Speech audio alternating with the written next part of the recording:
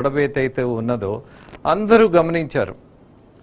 Politicians ఇలా కూడా ఉంటారా అని. మరొక చిన్న పంచ్ పాయింట్ కూడా చాలా మంది ఉపయోగిస్తారు కొడాలి నానికి సంబంధించి. ఏమైనా తెలుసా? చెప్పమంటారా యామిని? చెప్పండి సార్.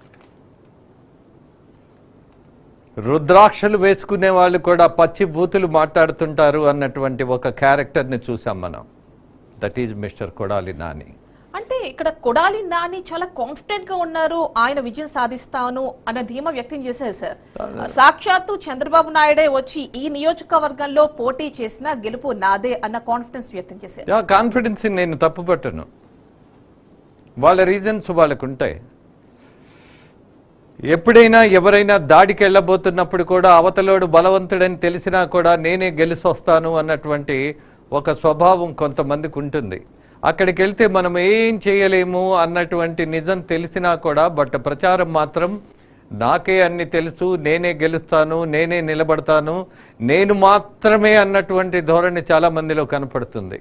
ఇప్పుడు వ్యక్తిగతమైనటువంటి విషయాల కంటే కూడా ఇవాళ రాజకీయానికి సంబంధించినటువంటి తీర్పు మనం గమనించిన తర్వాత ఆంధ్రప్రదేశ్ ప్రజల మీద ఒక దురభిప్రాయం ఉండేది చాలా మందికి. ఎందుకింత బద్దకస్తులు, ఎందుకింత నిర్లక్ష్యవాదులు, ఎందుకు కనీసం ఆశావాదులుగా ఎందుకు ఉండలేకపోతున్నారు, అలాగే యువత కూడా ఎందుకు ఉద్యమాలు చేయలేకపోతున్నారు, మహిళలు మాత్రమే ముందుకొచ్చి రోడ్డు మీదకొచ్చి కొన్ని నిజాలను ధైర్యంగా నిర్భయంగా మాట్లాడగలుగుతున్నారు అన్నటువంటి వాదన చూసిన తరువాత ఇవాళ టీడీపీకి సంబంధించి వచ్చిన సమాచారం ఇప్పటి వరకు లీడింగ్ 146, వైసీపీకి సంబంధించి 19 మాత్రమే.